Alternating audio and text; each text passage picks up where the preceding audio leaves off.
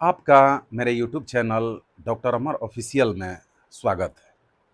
मेरे इस चैनल के सभी वीडियोज़ ज्ञानवर्धक एवं मनोरंजक हैं।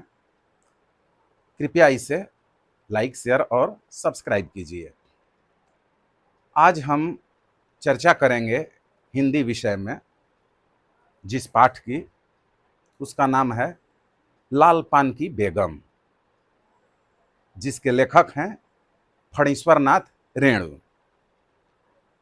फणीश्वर नाथ रेणु का जन्म बिहार के अररिया जिले के औराही हिंगना में हुआ था। वे एक आंचलिक साहित्यकार थे जिन्होंने अपनी आंचलिक रचनाओं के माध्यम से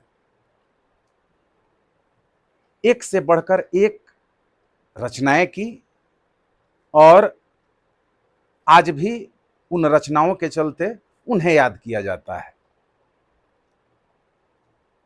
उनके मैलांचल, परती परिकथा, जुलूस जैसी कृतियों को आज भी बड़े चाव से पढ़ा जाता है, सुना जाता है। उन्हीं की कहानी तीसरी कसम पर फिल्म भी बनी थी, जिसमें राज कपूर और वहीदा रहमान ने अभिनय किया था और इस फिल्म को बनाया था मशहूर गीतकार शैलेंद्र ने। तो इस प्रकार से ये फणीश्वर नाथ रेणु काफ़ी आंचलिक साहित्य में अपने समय में सक्रिय भूमिका अदा किए। इसके साथ साथ वे राजनीति और सामाजिक कार्य में भी समान रूप से दिलचस्पी लेते थे। हमारे देश के राष्ट्रीय आंदोलन में उन्होंने सक्रिय रूप से भाग लिया था। उनके पिताजी भी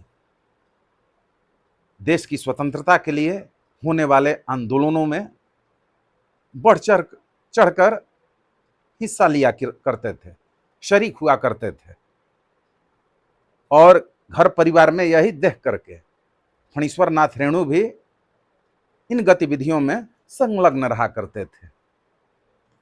और यहाँ तक कि तत्कालीन समय में नेपाल की क्रांति में भी फणीश्वर नाथ रेणु अपनी सक्रिय भूमिका अदा किए थे। इनके जीवन के भी कई रोचक किस्से हैं। जब फणीश्वर नाथ रेणु वाराणसी में बनारस विश्वविद्यालय में इंटरमीडिएट में पढ़ा करते थे, तो एक इनकी सहपाठी छात्रा जिसका नाम सुहास था, चेचक से उसकी मृत्यु हो गई।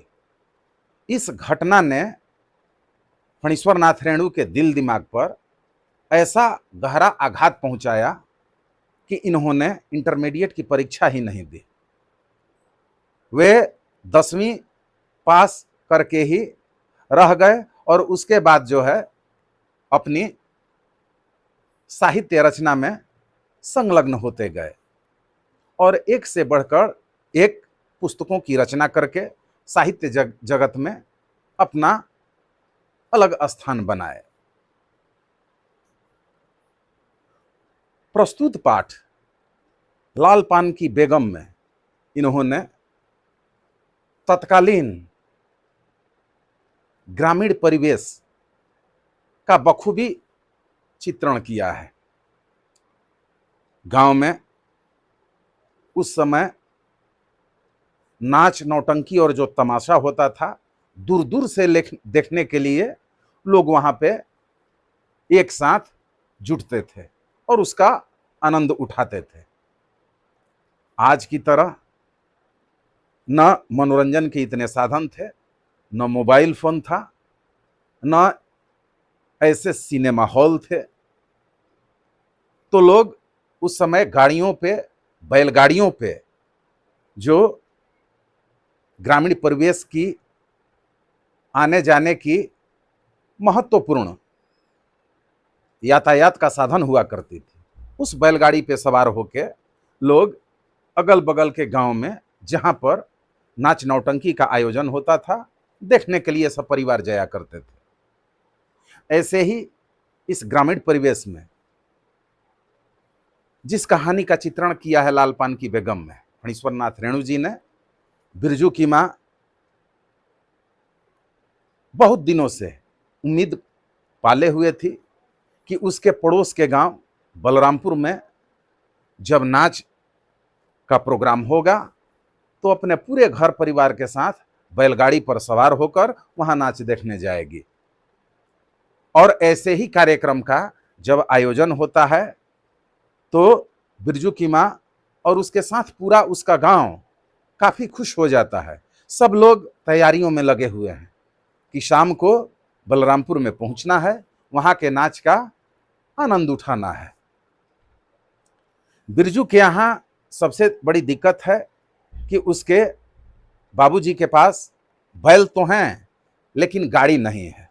तो लेकिन बिरजू के बाबूजी ये उम्मीद लगाए बैठे थे कि हमको कहीं से कहीं गाड़ी का जरूर प्रबंध हो जाएगा, क्योंकि मेरे पास बैल तो हैं ही।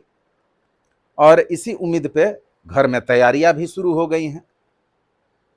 बिरजू की मां अपनी बेटी चंपिया को पड़ोस की दुकान पे गुड़ लाने के लिए भेजी है। मीठी रोटी बनाने की तैयारी हो रही है और बच्चों को डांट डपट भी कर रही है। बिरजू जो उसका लड़का है उसको भी शांति से रहने के लिए आदेश दे रही है। बदमाशी करने पर, चुहलबाजी करने पर डांट भी रही है। काफी देर हो जाने के बाद जब चंपिया गुड़ लेकर आती है तो बिरजू की मां उस पर बरस पड़ती है कि इतने देर तक वो कहाँ रही। यहां सब लोग नाच देखने जा रहे हैं और उसे भी तैयारी करनी है। मीठी रोटी बनाना है, शकरकंद उबाले जा रहे हैं। तो उसे सूचना मिलती है कि गांव में सभी लोग तैयार हो के निकल रहे हैं, लेकिन अभी बिरजू के बाबूजी गाड़ी का प्रबंध नहीं कर पाए हैं।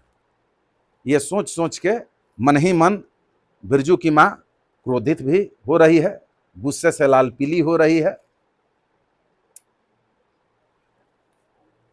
गांव भर से सूचना मिलने के बाद कि अधिकांश लोग गांव के गाड़ी पर सवार होकर या पैदल बलरामपुर निकल गए हैं। अब बिरजू की मां निराश हो जाती है और गुस्से से लाल भी हो जाती है कि बिरजू के बाबूजी ने इतने दिनों तक जो आश्वासन दे रखा था कि हम बलरामपुर नाच दिखाने ले चलेंगे, अभी तक गाड़ी का प्रबंध नहीं कर पाए, तो अब असंभव लगता है। और इसी गुस्से में वो दोनों बच्चों को साथ लेकर सोने भी चली जाती है। कुछ देर के बाद जब बिरजू के बाबूजी गाड़ी लेके आते हैं तो बिरजू चंपिया का नाम ले लेके अपने बेटा बेटी का आवाज लगाते हैं, लेकिन उसकी मां गुस्से से अभी भरी पड़ी हुई है। कुछ देर के बाद आवाज देने के बाद जब बिरजू की मां उठती है तब बोलती है कि जब इतना देर हो गया था तो अब गाड़ी लाने की क्या जरूरत थी, नाच तो शुरू हो गया होगा। तब बिरजू के बाबूजी उसे मनाते हैं कि अभी कोई देर नहीं हुई है, अभी तो बहुत लोग जा रहे हैं, नाच शुरू होने में अभी समय है, तब तक हम लोग आसानी से पहुंच जाएंगे। इतना सुनते ही बिरजू की मां फुर्ती से तैयार होने लगती है। नई साड़ी निकाल के लाल रंग की पहनना शुरू कर देती है, मांग टीका लगाती है और अपने दोनों बच्चों को भी नए कपड़े पहनने के लिए आदेश दे देती है। चंपिया को भी साड़ी पहना रही है और बिरजू को भी नया कपड़ा पहना रही है।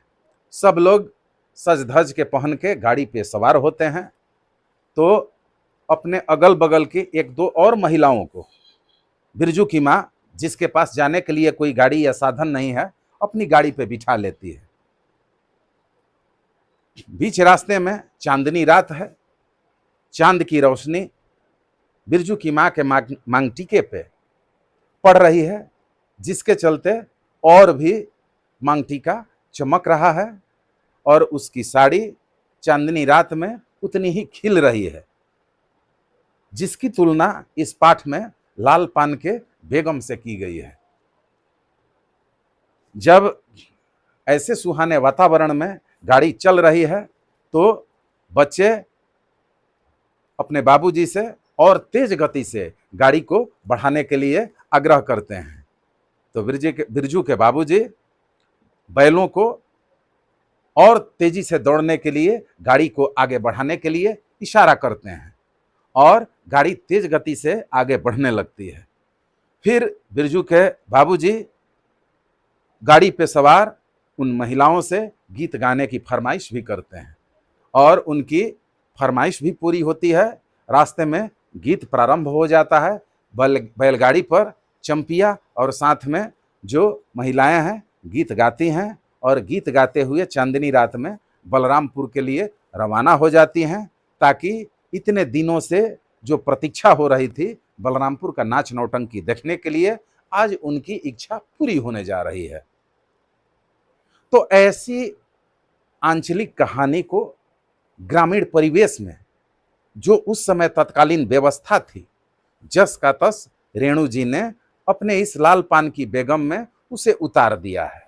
इसका अंकन करने में, चित्रण करने में वो सफल रहे हैं।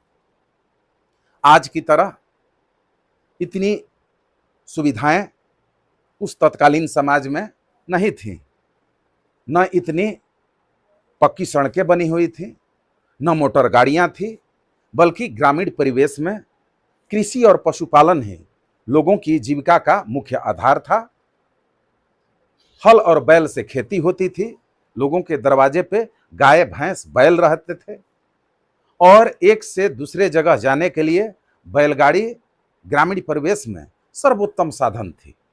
बैलगाड़ी का इस्तेमाल कहीं भी आने जाने के लिए पूरे परिवार के साथ बड़े शान से किया जाता था और वो खुशहाल किसान माना जाता था, संपन्न माना जाता था। तो इस कहानी में ये चित्रण करने में फणीश्वरनाथ रेणु सफल रहे हैं। तो इस प्रकार लाल पान की बेगम की यही कहानी है। बाकी अगले दिन किसी और अध्याय का अवलोकन हम करेंगे। बहुत बहुत धन्यवाद।